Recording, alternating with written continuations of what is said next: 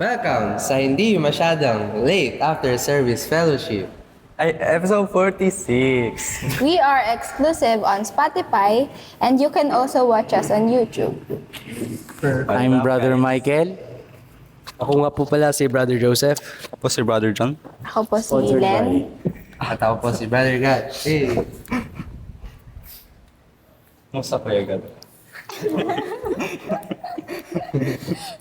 May sakit. Kahapon. Ang dumi po ng ano namin. So, tagal din ako nawala guys. Nakasa. 3 2 weeks. So, kakatapos lang po ng aming worship service. And for the first time, meron po kaming live audience. Yay! Ang dami po niya, nag-iisa. Dami nila. So, Dami. this Mga past weeks, gusto lang namin magpasalamat. Glory to God po kasi naging successful po yung aming Pastors and Workers Seminar. Hey. This week lang po siya. At Palo ang word. lahat po kami ay nakibahagi. Walang absent. Walang umabsent. Pero may late. Na kahit pa paano po nagpahayag, nag-reveal ang Panginoon sa pamamagitan po ng Pastors and Workers Seminar. Kamusta naman ang Pastors and Workers Seminar? Ano naman ang kumbaga masabi natin na ano ba? Like, ano bang naunawaan natin? Ano bang natanggap natin? Or meron bang mga kalituhan na nagbigay sa atin ng, konting, hindi naman konti, like parang nagbigay ng exact answer sa mga question natin. Okay, wala po kami naintindihan lahat kasi wala po sumasagot. So, tatalo na po ba tayo doon sa episode, sa ano natin, worship service? Hindi. Si Joseph eh. May ano ba may Una eh. Akala ko kasi una kay God yung sa akin. Okay, sa Pastors and Workers Seminar, which is ginanap no this week lang, masasabi kong sa 3 days na yun, actually sobrang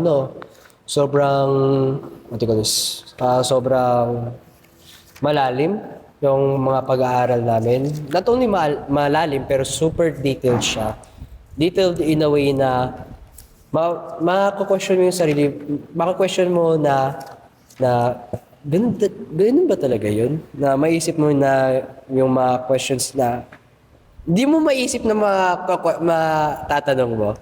Kasi for me, ang natanggap ko for the past Pastors and Seminar is on how we Christians how we tend to parang ina-understand natin yung Word of God to a literal way of means. Parang iniintindi natin siya sa sarili nating karunungan.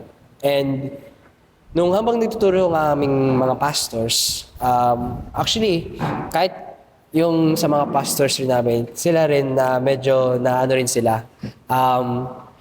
Let's say, parang namulat rin sila. Kasi iniisip namin na lahat ba ng mga ginagawa namin, lahat ba ng mga na ginagawa namin para sa Diyos is para sa Diyos ba? Or ginagawa lang namin kasi dahil sa sarili lang namin na kaisipan.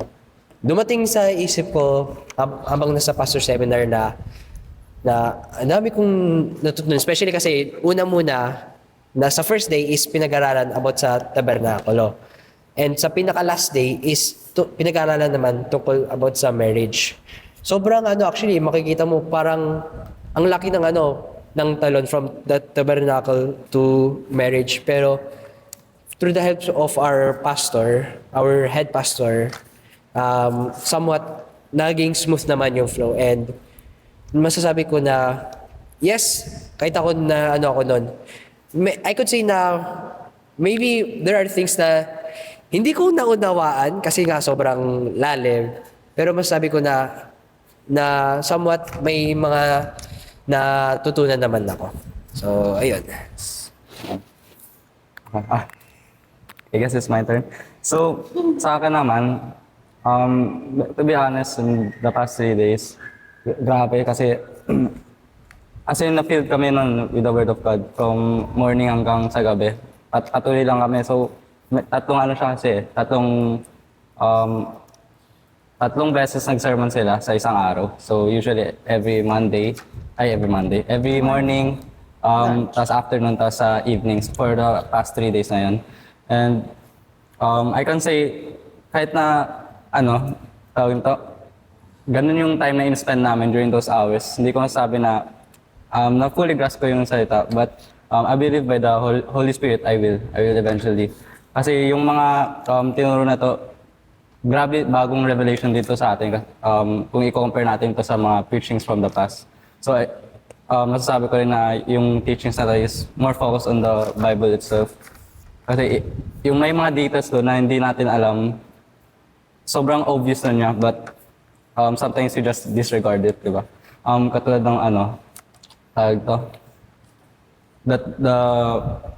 once na pinatawad kasi yung event, di ba, ng crucifixion ng ating Panginoong Jesus, it was already done. So, wala nating kasalanan. And yung luma natin pagkatao, ayun yung nagdi-distract sa atin para malimutan yung love the eternal love na binigay sa atin ng ating Panginoon. And ang dami pang bagong naipakita sa atin ng Panginoong Jesus. Hindi lang sa pamamagitan ng mga gawa natin, but also what I meant is hindi lang by our works. Kasi if we do work but we don't have faith, hindi siya kaya. It is only possible through the Holy Spirit or Jesus Christ alone, diba? Once God resides in us, only then we can truly believe in God. So ayun lang. So, sa akin naman, base sa natutunan ko, tsaka nangyari nung Pastor and Worker Seminar, napansin ko na parang same story siya or same word siya na galing sa Bible, pero nagkaroon siya ng mas malalim at maliwanag na paliwanag sa atin. Kumbaga, nung children kami, yung mga kwento about sa creation, about sa buhay ni Abraham, hanggang sa buhay ni Noah, hanggang sa bagong tipan, kinikwento yun na in a different way. Pero during Pastor and Worker Seminar, na-explain yun at naituro yun sa atin ng mas malalim tsaka mas malinaw. Na kung saan pinapaliwanag yun na ayun yung katotohanan. Na katulad ng yung mga covenant ng Diyos o yung mga tipan ng Diyos na ibinigay o ipinaliwanag sa pamamagitan ng mga story ng mga tinawag niya. From even before the world created, there is yung covenant ng Panginoon. And also nabanggit din doon na yung kahalagahan ng dugo ni Kristo, na kung saan if walang blood sa kanyang covenant is hindi masasabi na iyon ay ang tipan ng Diyos. And aside from that, tawag dito, naunawaan ko rin yung hanggang sa story ni Abraham na kung saan ipinakita daw sa atin doon na ayun yung ating pananampalataya na tinawag tayo ng Panginoon at hindi naging madali at naging perfect yung pananampalataya natin. Pero time comes na dumating na naging naging perfect yung pananampalataya ng Panginoon ni Abraham sa mata ng Panginoon. Which is yung nagawa niyang sundin yung bagay na inaasahan ng Panginoon sa kanyang buhay. And ayun lang. Nung pastor seminar, I think parang sobrang napaka-bless natin. So para sa akin, parang nung expectation ko about sa maging pastor and worker seminar is pretty like the other. Yung katulad ng mga naging sa seminars natin last time, saan i-explain lang yung mga origins ng mga ng mga pinag-aralan natin. But actually parang it nag-go siya ng beyond kasi sobrang deep ng pinag-aralan natin. Kung saan kung if we are really in our old selves, ang hirap niyang tanggapin and unawain. Lalo na for me parang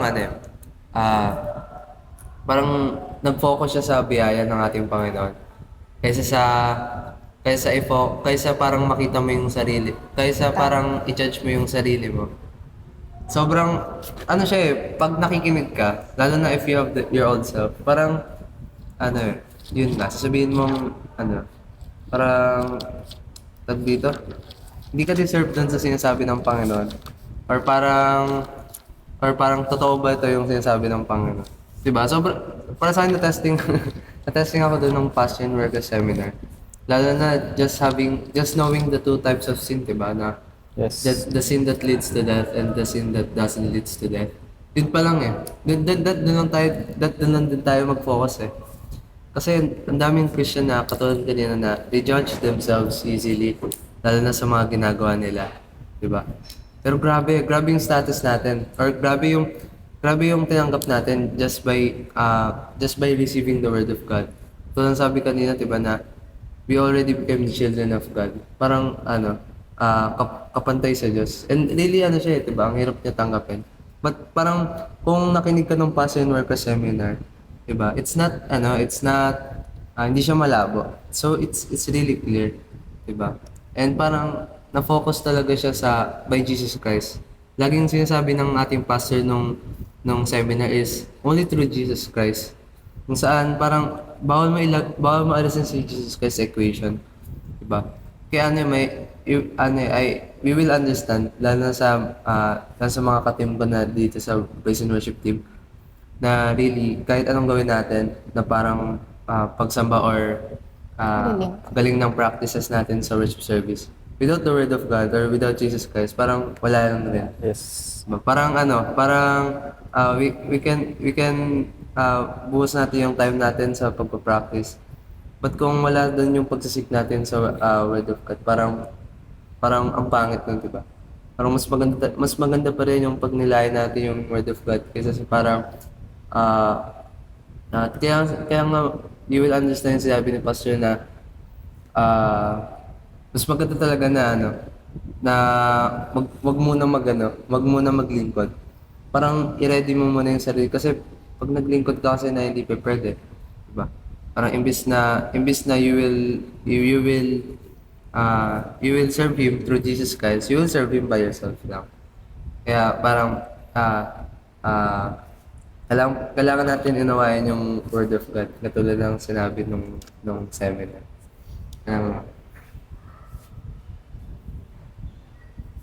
Siguro, ang may dadagdag ko lang doon is, like, yun nga, doon sa Pastors and Workers Seminar natin, mas naging deep ngayon sa akin yung pag-ibig ng Diyos. Kasi di ba, tama naman yung masabi natin natanggap natin that the cross of Jesus Christ reveals the love of God. Pero through our Pastors and Workers Seminar, naunawaan natin na yung pag-ibig ng Diyos hindi nag-umpisa sa krus. Diba? Sabi nga sa Ephesians chapter 1 kung titignan natin, Ephesians chapter 1,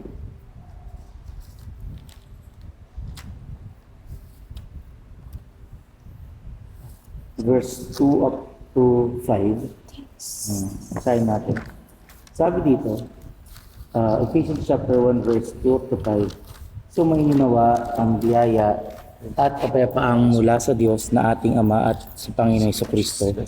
Purihin nawa ang Diyos at Ama ng ating Panginoong Hesukristo na siyang nagpala sa atin ng bawat pagpapalang ukol sa Espiritu sa sangkalangitan kay Kristo. ayon sa pagkapili niya sa atin sa Kanya bago itinatag ang sanglibutan upang tayo'y maging mga banal at mga walang dungi sa harapan niya sa pag-ibig na tayo itinalaga niya ng una pa sa pagkukup na tulad sa mga anak sa pamamagitan ni Jesucristo sa ganang Kanya ayon sa minagaling ng Kanyang kalooban. Dito sa verse na to, mas naunawaan natin na yun nga, di ba? Sabi nga sa atin kung titingnan natin sa Book of John, naunawaan natin na in the very beginning, God and Jesus was there. Di ba? Before the foundation of the earth, or before even the creation began, at the very beginning, God is there together with the Word, with Jesus. Pero dito, pinakita sa atin ni Pablo, especially nung seminar, na even without creation pa, nung wala pang creation, may plano na ng Diyos sa atin na i-reveal yung pag-ibig niya. Diba? Naumpisa pa lang, sabi nga dun kung nabasa po natin yung verse, sabi dun, pinili na tayo ng Diyos bago pa itatag ang sanglibutan. Meaning, hindi ka pa pinapanganak, wala pang creation, wala pa lahat. Noong umpisa pa lang, gano'n na yung revelation ng pag-ibig ng Diyos sa atin. Kaya ngayon, di ba, pinaunawa sa atin na gano'n pala yung meaning ng John 3:16. Kasi naging judgmental tayo na pag sinabi pag binasa natin yung John 3:16, tingnan nga po natin, John chapter 3 verse 16 sa Tagalog. Kasi sabi dito, di ba, sapagkat gayon na lamang ang pagsinta ng Diyos sa sanglibutan na ibinigay niya ang kanyang bugtong na anak upang ang sinumang sa kanya sumampalataya ay huwag mapahamak, kundi magkaroon ng buhay na walang hanggan. Dito pinaunawa sa atin ng Panginoon, sino ba yung tinutukoy na sanlibutan? Dati kasi ang tingin natin, dito sa tinutukoy ng verse na sanglibutan, iniisip natin dito, dati noon ito yung mga mananampalataya na nakatira sa sanlibutan. Hindi natin sinasama yung mga unbelievers. So may namumuo kagad sa atin na division na tayo mahal ng Diyos, sila hindi. Pero now that we understand that even before the creation, even before the foundation of the world, God already loved us, picked us. Ngayon, mas naiintindihan na natin, ang John 3:16, pag sinabi niya ditong sanlibutan, general. As in lahat. Christian ka man o hindi. Kasi noong umpisa pa lang, ganun na tayo minahal ng Diyos. Kaya nga, di ba, mas lalong naging malalim sa atin na we only need faith. Alam ko, kung hindi po kayo nakapanood at gusto niyo pong kahit paano makabahagi, maunawaan yung or marinig yung mga tinuro po ng sermon, please follow us on our Facebook page. Andun po lahat ng mga live worship service. You can also visit our YouTube account, yung Filipino Holy Joy Church main page po, main account sa YouTube. Andun po lahat ng mga recorded sessions ng seminar. Kasi mas maintindihan po natin ngayon yung kalalagayan natin. Especially about sin, about us and sin. Kasi 'di ba, naging misconception natin na kapag nagkasala tayo, nalalayo tayo sa Diyos . 'Di ba? But through our pastor seminar, mas naunawaan natin na hindi nalayo ang Diyos sa atin. Hindi lang natin naiintindihan ano yung kalalagayan natin. Kaya nga, di ba, isa sa mga kasama po natin dito sa podcast, nabanggit yung about sa sin na umahantok sa kamatayan. Di ba? Ngayon maunawaan na natin, ano ba yon? Kasi sabi po sa aklat ni John, sa aklat niya sa 1 John, may dalawang types po kasi ng kasalanan. Na isang kasalanan na maglilid sa kamatayan at isang kasalanan na normal lang. But to us believers kasi, naging misconception natin na pag nagkasala tayo, we think we are losing our salvation. We think we are unworthy before God. Kaya minsan, hindi ko po alam sa mga kapwa mananampalataya namin dyan. Kapag nagkasala, minsan nanlalamig, nalalayo, sinasabi na, ay, hindi mo na ako maglilingkod kasi may nagawa akong hindi maganda eh. Diba? But now we understand that those kind of sin is, kumbaga, it will occur natural. Why? Because we have this body. And this body is the one who makes us sin. But God, kumbaga yun nga ayon sa dahil sa pag-ibig ng Diyos, niligtas tayo ng Diyos. But not this body. God saved us in our spirit. Na kung saan sabi nga kahit na magkasala man ng ating mga katawan, hindi maihiwalay o mahadlangan doon yung kaligtasan natin. That's why sinabi doon may kasalanan na maglilid sa kamatayan. And now we understand it as sin that that sin is if you are making yourself as God. Why? Kasi ito yung bakit po? Kasi kung babalikan po natin yung nangyari sa garden, ano po ba yung nag-cause of death sa kanila? Diba? We understand that Adam and Eve died in the garden, but not physically dead. Diba? Sabi doon, namatay sila, namatay yung mga spirito nila. And that death, that sin that they did is the sin na tinutukoy ni John that will cause death. Once you make yourself God, or you decide to become God, that makes you sin of death. Kaya nga namatay sila Kaya nga naputol yung connection nila Diba? Nung kinain nila yung bunga.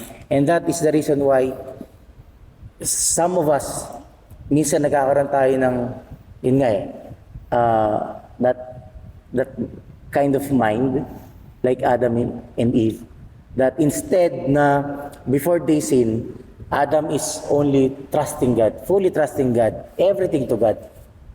But because of sin, ngayon tayo mga tao, meron tayong tendency na we make or we do things according to our own. Pasensya na po, pero minsan alam ko po, nasasabi natin na si Lord nang bahala, pero tayo pa rin gumagawa ng desisyon, tayo pa rin gumagawa ng mga plano natin. Diba? Kaya nga ang tawag doon, I think may nakita akong something post sa social media na nanalangin siya na si Lord na daw bahala sa exam niya, pero nangangopya siya. Aray ko. Binigyan siya ng ice. So parang, doon pa lang, ano ba talaga? Di ba parang ang gulo na, ano ba, tinulungan ka ba ni Lord mangopya? Or di ba parang sinasabi mong si Lord ang bahala, pero yun nga di ba? Hindi lang yung ganun example, pero marami pa especially if minsan nakakaranas tayo ng problema. I think doon natin mas nakikita kung talaga bang nagtitiwala tayo sa Diyos. And doon ko naunawaan nung pastor seminar na all we need to do is to believe. Yes, not Diba? Sabi nga yes, of course, God gave us commands both in Old Testament and New Testament, diba? Even Jesus Christ gave us commands. Pero talaga bang masusunod natin to? Diba? Yung isa po namin audience, gusto namin tanongin. Uy, Diba? Hindi na natin siya papangalanan, pero babae siya. Diba? Ikaw ba nagkakasala ka ba? Buti pa siya araw-araw. Ako, once a month lang. matayin kita siya. Di ba? Pero, yun nga kasi di ba, if we think na isa sa mga sinabi ng Panginoon Jesus is, kung magkaroon man tayo ng konting katiting na galit, di ba? Sa kapwa natin. Nasabi ng Panginoon Jesus, para ka na pumatay. And I think, up until now, I think wala pa rin taong hindi nagagalit. I don't know kung may makilala po kayong hindi na nagagalit dyan. Pero alam ko po, kahit tayo nahihirapan dun eh. Yes. Pero naunawaan natin ngayon na even though we sin, hindi ibig sabihin nun, wala na sa atin si God. Hindi tayo karapat-dapat. Hindi na tayo karapat-dapat. Because God knows that hanggat nandito tayo sa katawan na to, we will struggle. And God wants us to only to understand that without Him, without Jesus Christ, we can't survive. Kaya nga ang gusto ng Diyos sa atin only focus in Jesus Christ. Diba? Kung paanong sa lumang tipan, sabi nga sa atin doon na ang Diyos tinakpan yung kasalanan. Diba? Tinatakpan yung kasalanan natin. Sa dami ng mga pinahiyag ng Panginoon sa atin, mula sa Passover, diba? Doon mas naging malinaw sa akin Diba? Na when the Israelites put blood on their doorpost, diba? Mas doon ko naunawaan na, oo nga, no? Kaya sila dinaanan lang nung angel of death.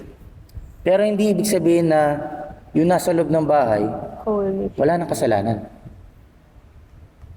Diba? Both the Israelites and the Egyptians are the same. They have sinned. Meron silang kasalanan. But ano lang yung difference? Because they believed in the blood. Yes. Diba? Which is the word din, di ba? Oh, which is the word. Ngayon sa atin naman na palataya, tayo na mga believers, ang dugo ni Kristo sa atin ngayon is yung salita niya. That we just need to believe on what Jesus Christ did. We just need to believe on the words of Jesus Christ. Diba? When Jesus Christ said that He will save us through His blood, we need just to believe. Kaya napakabuti, di ba? And doon ko rin naunawa na, oo nga, no? Hindi tinatanggal ni God ang kasalanan natin. Tinatakpan lang. Through the blood of Jesus Christ. Now I understand it. Kaya pala siya ganun. Kasi nasa isip ko yun, bakit hindi na lang burahin? Kasi ang nasa isip natin dati kasi, pag pinatawad tayo ni God, yung kasalanan natin binura na. So, ang nangyari, pag nagkasala ka, nandyan ulit. Tapos, manghingi ka na naman, sorry, buburahin ulit. So, parang naging repetition siya. But now, I understand bakit kinakover lang ng blood Para makita natin yung kasalanan natin. That without the blood of Jesus Christ, wala tayong magagawa. And I think that is one of the reason why we should really, kumbaga alam mo yun, magpasalamat sa biyaya ng Panginoon sa dugo na yun. Kasi kung wala yung dugo na yun, hindi tayo karapat-dapat. Diba? And I think, as a Christian, masabi natin ngayon na kaya pala gano'n na lang yung pagkakaintindi ni Paul na lagi niya sinasabi sa sarili niya, ako yung pinakamatinding pinakamababa, ako yung makasalanan sa lahat. Kasi gano'n niya nakita yung kasalanan niya. Diba? That without the blood of Jesus Christ, wala siya. And I think gano'n din tayo ng mga believers na wala po tayong magagawa kung wala po ang dugo ng Panginoon Jesus. That's why we need the blood. That's why we need the word. Diba? Yun lang. Yun nga, sabi nga ng kapatid natin kahit na maglingkod ka pa, kung ano pang ginagawa mo sa church, pero kung hindi ka nananampalataya dun sa dugo ni Kristo, wala din. Di ba? Lahat ng ginagawa mo, wala rin. Because we know that the Lord even said, hindi niya nais hindi niya gusto ng burnt offering, ng sacrifice. Di ba? Ang gusto lang niya sa atin is believe. 12 faith. 12 faith in the blood. Kaya nga napakapalad natin ngayon sa church kasi grabe yung kumbaga talagang hindi naman binabaliktad pero sabi nga papasok na po tayo sa worship service. Ito yung mga mystery na nire-reveal ni God sa atin. Diba? So, kamusta naman ang worship service natin? Bakit napunta tayo dun ngayon sa topic na yun nga yung mystery nire-reveal na? Delicate. Ano yun, Sister Len?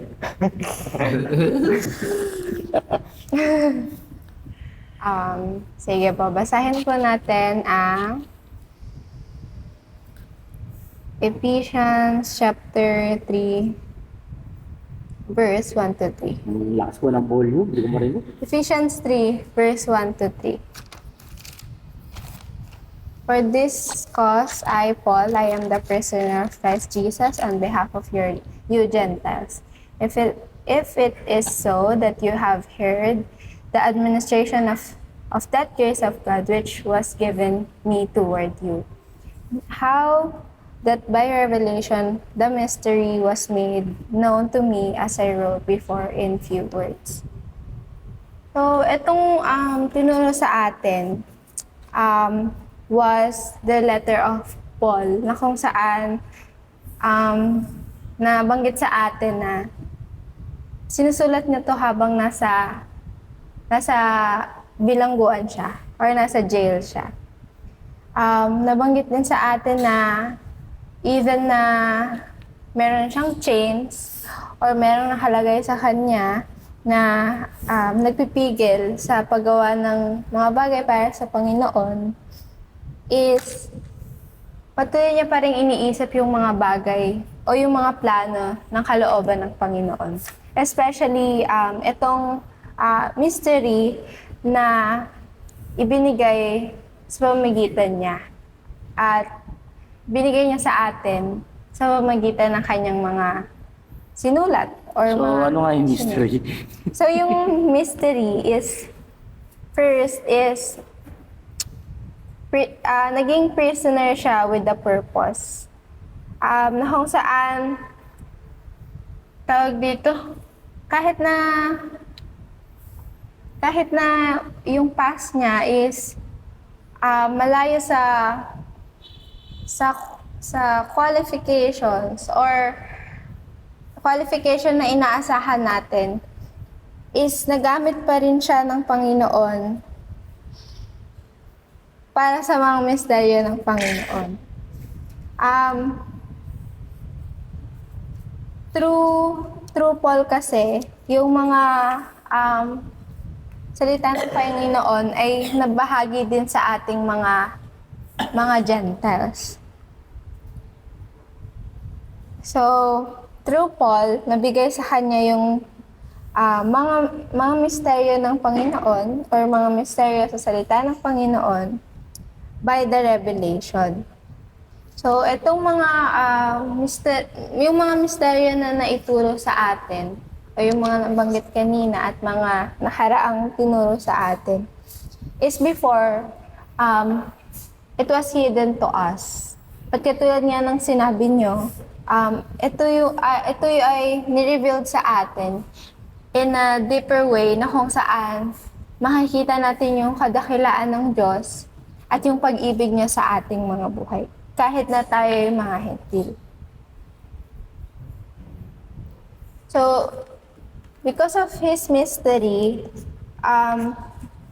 si Kristo or yung buhay ni Kristo ay naging pag-asa natin.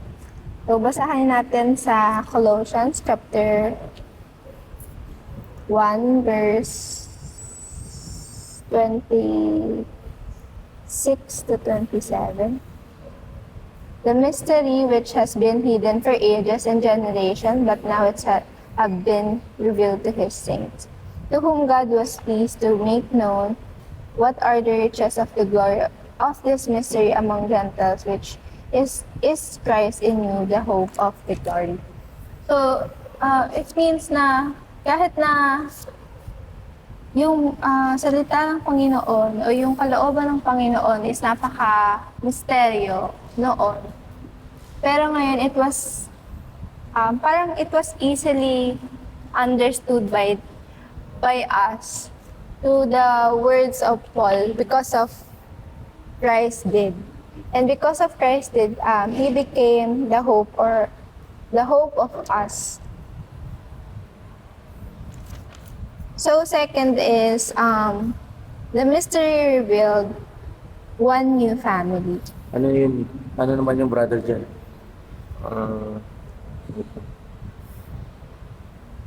Yung pointers. Ito nga, parang pointers pa dyan. Ano yung second mystery? Para tayong ang tawag doon? Ano yun? Yung sa ano yung may rosaryo? Di ba mystery yun? Saan, some parts. Some words. Sa una, yung ano. So yung parang unang mystery daw is Parang words. prisoner with a purpose. At yung second mystery naman ay One new family. One New Family. New family. Yes. Ito, check natin sa verse na binigay. Galatians chapter 3, verse 28.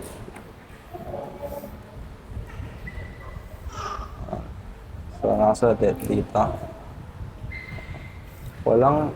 Walang magiging Hudyo o Griego man, walang magiging Alipin o Malaya man, walang magiging lalaki o babae man, sapagkat kayong lahat ay isa kay Kristo. Jesus. So, yun nga sa nabanggit ko kanina sa salita before, yung mga Jews and Gentiles, as in, separated sila. So, may, as in literal na sabi nga, diba, may pader doon, which is ngayon ay winasak ng ating Panginoon Jesus. And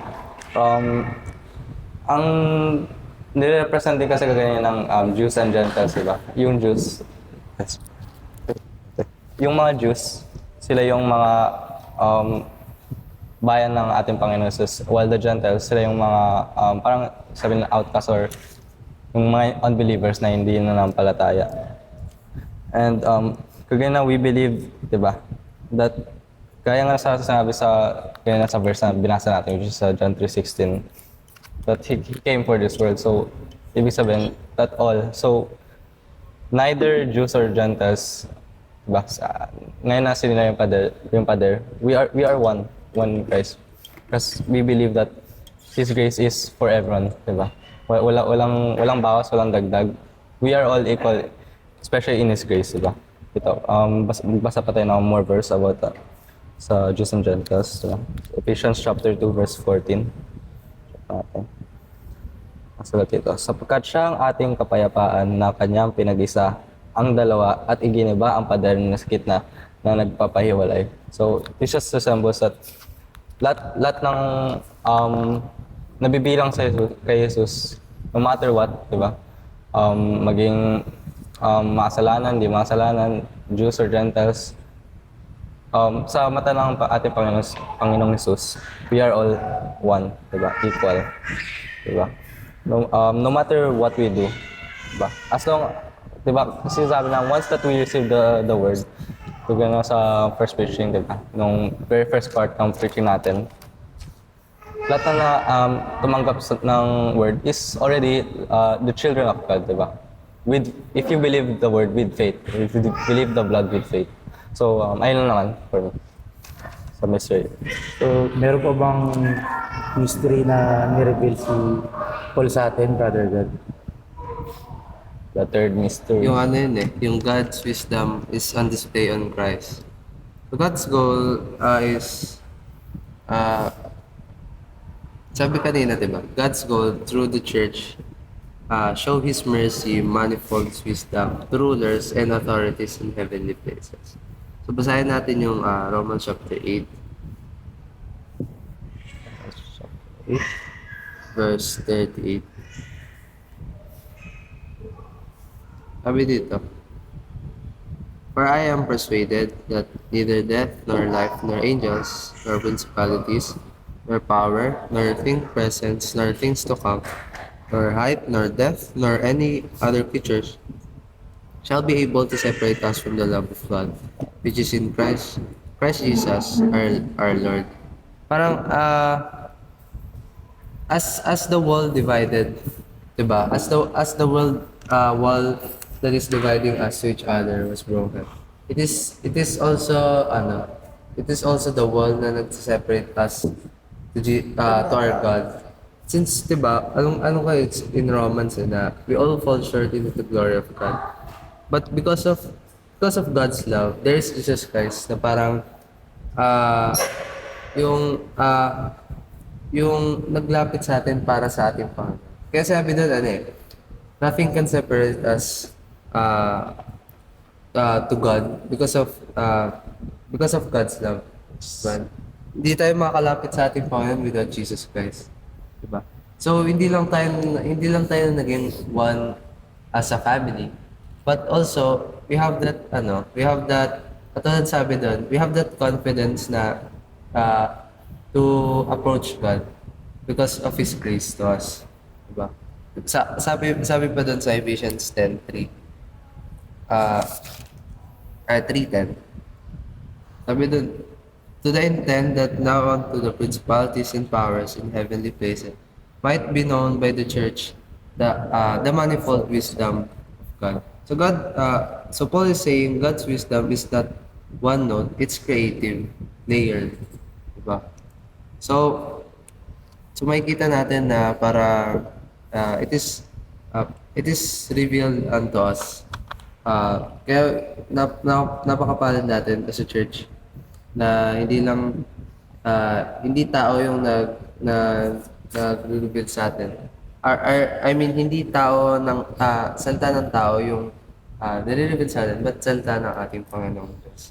Diba? Kahit sabi rin doon sa Romans 5:10 na in that he died unto the sin once, but in that he lived unto God. So we are enemies of God, but because of we're enemies of God, but now we are family of God. Kaya dapat now na nakikita natin kung gaano ka importante yung grace na ating Panginoon Diyos. Dapat hindi natin i-waste yung tinanggap nating grace sa ating Panginoon through Jesus Christ. Gano'n siya, kasi gano'n siya ka-importante para sa atin. So doon din sa Romans 11:33, sabi doon, oh, the depth of the riches both of the wisdom and knowledge of God. How unsearchable are His judgment, and His ways past finding without. We cannot display the wisdom of God because of its depth, diba? Parang we cannot comprehend yung tawag dito, yung knowledge ng ating Panginoon. Kasi ang nangyayari is nako-compress yung Word of God based sa parang limits ng ating knowledge. But the reality is we really cannot. Kasi kung based pa lang sa pagka-create ng world na to, it's really detailed from its ecosystem, from the climate, of how our world works. Grabe. Kinarate lang natin pa to just by His words, di ba?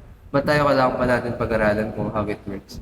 So we really cannot parang comprehend kahit sa mga salita na.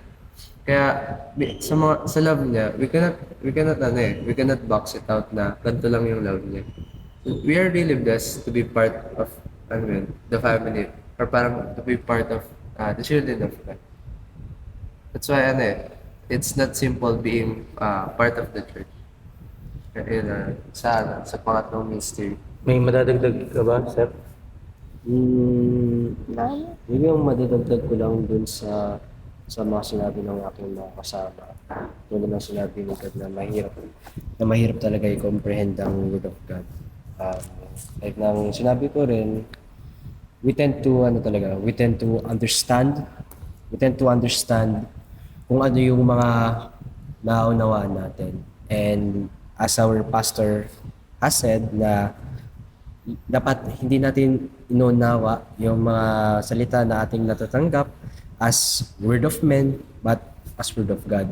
We must believe it na ito ay salita ng Diyos at hindi salita ng tao. Kasi pag naisip natin na ito ay salita ng tao, magkakaroon tayo ng mga limitations. Nalilimit natin to. Like what Brother God has said, na nilalagyan natin to ng limitations. Nililimita natin to. Iniisip natin kasi na, of course, sinabi to ng tao and not of God. And doon pa lang, magkakaroon na tayo ng comprehension na kung saan we think that hindi natin to masyadong seryoso. Hindi natin to, masasabi ko hindi natin to na isinasa puso o nilalagay sa ating buhay. Kasi nga, inisip lang natin na it's just a ordinary na word. It's just an ordinary na seminar. Pero not knowing not accepting that it is a word of galing to sa ating Diyos.